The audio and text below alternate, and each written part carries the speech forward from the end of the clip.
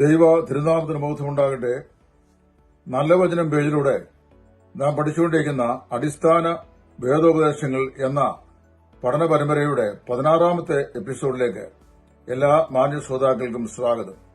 ഇന്ന് ബൈബിളും കാനോനും എന്ന വിഷയമാണ് നമ്മൾ പഠിക്കുവാൻ ആഗ്രഹിക്കുന്നത്.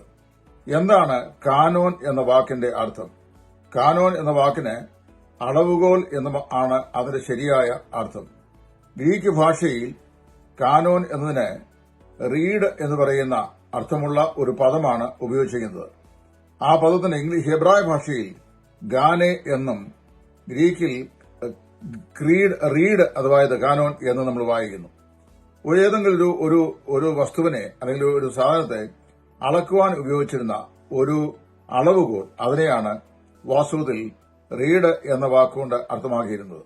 വിശുദ്ധ വേദപുസ്തകത്തിന്റെ ദൈവ നിശ്വാസ്യതയെ അളന്ന് തിട്ടപ്പെടുത്തുവാൻ ഉപയോഗിക്കുന്ന രീതി അല്ലെങ്കിൽ മാർഗം എന്ന നിലയിൽ വിശുദ്ധ ബൈബിളിനെ കാനോൻ അല്ലെങ്കിൽ കാനോനികം എന്ന് പറയപ്പെടുന്നു. സഭാചരിത്രത്തിൽ ഒറിഗൻ എന്ന് പറയുന്ന സഭാപിതാവാണ് ആദ്യമായി കാനോൻ എന്ന വാക്ക് ഔദ്യോഗികമായി ഉപയോഗിച്ചിട്ടുള്ളത്. ദൈവസഭ ഒരു കാര്യം മനസ്സിലാക്കണം, ഒരിക്കലും വേദപുസ്തകത്തിന്റെ കാനോൻ നിർമ്മിച്ചിട്ടില്ല. പല ആളുകളും ചോദിക്കാറുണ്ട്, ആരാണ് ഈ 66 പുസ്തകങ്ങളെ ദൈവനിശ്വാസ ഗ്രന്ഥങ്ങളായി തീരുമാനിച്ചത്?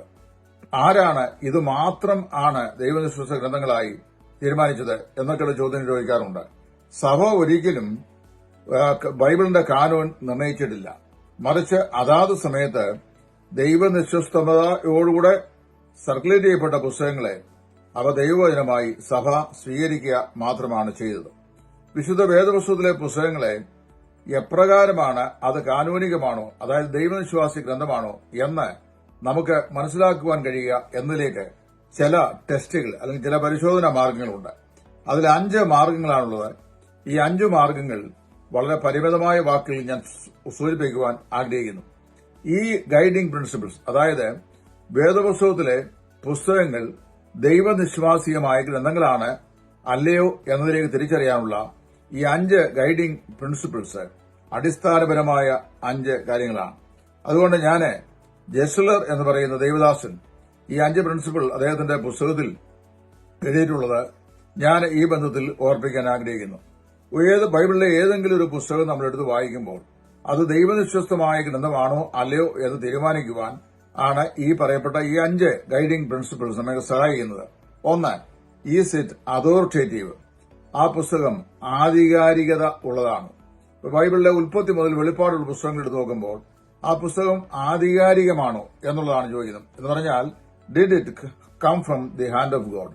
ദൈവത്തിന്റെ സന്നിധിയിൽ നിന്നാണോ ഈ പുസ്തകം അല്ലെങ്കിൽ എഴുതിയിരിക്കുന്ന കണ്ടന്റുകൾ വന്നിട്ടുള്ളത് എന്നാണ് ആ ചോദ്യം. എന്ന് പറഞ്ഞാൽ അല്പം പറയാം, ദാസ് സെയ്തലോടെ യഹോവ ഇപ്രകാരം അരുളിച്ചെയ്യുന്നു എന്നുള്ള പ്രസ്താവന ആ പുസ്തകത്തിൽ ഉണ്ടോ? 2, ഈസ് ഇറ്റ് പ്രൊഫറ്റിക്? ഇത് പ്രവചനപരമാണോ? ആ പുസ്തകം പ്രാവചികപരമാണോ? Was it written by a man of God? ഒരു ദൈവപുരുഷനാലാണോ ഈ പുസ്തകം എഴുതിയിട്ടുള്ളത്? അപ്പോൾ ഈസ് ഇറ്റ് ഓതോറിറ്റേറ്റീവ്?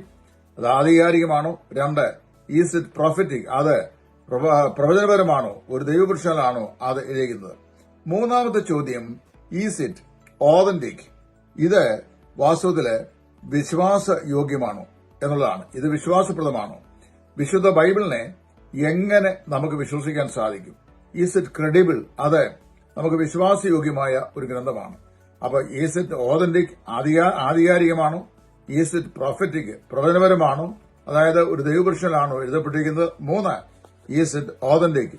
ഇത് വിശ്വാസപരമാണോ എന്ന് ചോദിച്ചു കഴിഞ്ഞാൽ ഈ പുസ്തകത്തിൽ എഴുതിയിരിക്കുന്ന കാര്യങ്ങൾ നമുക്ക് ചോദ്യം കൂടാതെ അംഗീകരിക്കാൻ കഴിയും, വിശ്വസിക്കാൻ കഴിയും എന്നുള്ള തെളിവ് ആ പുസ്തകത്തില് തന്നെ ഉണ്ടോ?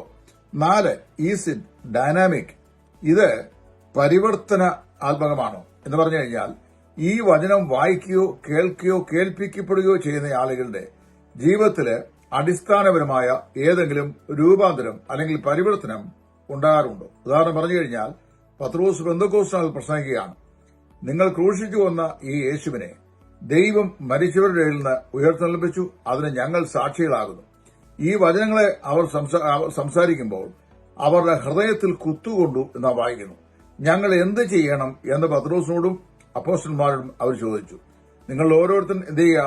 നിങ്ങളുടെ പാപങ്ങളുടെ മോചനത്തിനായി മാനസാന്തരപ്പെട്ട് യേശുക്രിസ്തുവിന്റെ നാമത്തിൽ സ്നാനം ഏൽക്ക, എന്നാൽ പരിശുദ്ധാത്മാവ് എന്ന വാഗ്ദത്തം നിങ്ങൾക്ക് ലഭിക്കുമെന്ന് പറഞ്ഞു. 3000 പേര് അന്ന് വിശ്വസിച്ച് കർത്താവിനോട് ചേർന്നു. അപ്പോൾ വാസ്തവത്തില് ഈസ് ഇറ്റ് ഡൈനാമിക്? ദൈവവചനം അത് പരിവർത്തനാത്മകമാണോ? ജീവിതങ്ങളെ രൂപാന്തരപ്പെടുന്നതാണോ? ഇത് വായിക്കുന്ന ആളുകളുടെ ജീവിതത്തിൽ എന്തെങ്കിലും മാറ്റം ഉണ്ടാകാറുണ്ടോ? 5, was it received, collected and used and was accepted in the church? അത് നൽകപ്പെട്ട വചനം അങ്ങനെ തന്നെ കൈക്കൊള്ളപ്പെടുകയും അത് സഭകളിൽ വായിക്കുകയും അത് സ്വീകരിക്കപ്പെടുകയും ചെയ്തിട്ടുണ്ടോ? ഇങ്ങനെ ഈയുള്ള 5 ഗൈഡിംഗ് പ്രിൻസിപ്പിൾസ് ആണ്. വിശുദ്ധ വേദപുസ്തകം കാനോനികമാണ്, അതോ ദൈവനിശ്വസ്തമായ ഗ്രന്ഥങ്ങളുടെ കൂട്ടത്തിൽപ്പെട്ടതാണോ അല്ലയോ എന്ന് തീരുമാനിക്കാനുള്ള അടിസ്ഥാനപരമായ ഗൈഡിംഗ് ലൈൻസ്. അപ്പോസ്തലനായ പൗലോസിന്റെ രചനകളെയും പത്രോസിന്റെ രചനകളെയും ദൈവവിശ്വാസിയുമായി പരസ്പരം കൈക്കൊണ്ടിട്ടുള്ളത് പുതിയ നിയമത്തിൽ രേഖാമൂലം നമുക്ക് കാണുവാൻ കഴിയും. അപ്പോൾ വേദപുസ്തകത്തിന്റെ ദൈവനിശ്വാസ്യതയെ നിർണ്ണയിക്കാനുള്ള 5 മാർഗനിർദ്ദേശങ്ങളാണ് ഞാൻ പറഞ്ഞത്. ഈസ് ഇറ്റ് അതോറിറ്റേറ്റീവ്, ആധികാരികതയുള്ളതാണോ? ഈസ് ഇറ്റ് പ്രൊഫറ്റിക്, അത് പ്രവചനപരമാണോ? ഈസ് ഇറ്റ് ഓതന്റിക്, അത് വിശ്വാസപരമാണോ? ഈസ് ഇറ്റ് ഡൈനാമിക്, അത് പരിവർത്തനാത്മകമാണോ? 5, was it acknowledged, accepted and red in the church? സഭയിൽ അത് കൈക്കൊള്ളപ്പെടുകയും അത് തിരിച്ചറിയപ്പെടുകയും അത് വായിക്കുകയും അനുഗ്രഹിക്കപ്പെടുകയും ചെയ്തിട്ടുണ്ടോ? എങ്കിൽ ആ പുസ്തകം ദൈവത്തിന്റെ പക്കൽ നിന്ന് വന്നത് എന്ന് നിർണ്ണയിക്കുവാൻ നമുക്ക് സാധിക്കും. ഇതിനെയാണ് ബൈബിളും കാനോനും എന്നതുകൊണ്ട് നമ്മൾ അർത്ഥമാക്കുന്നത്.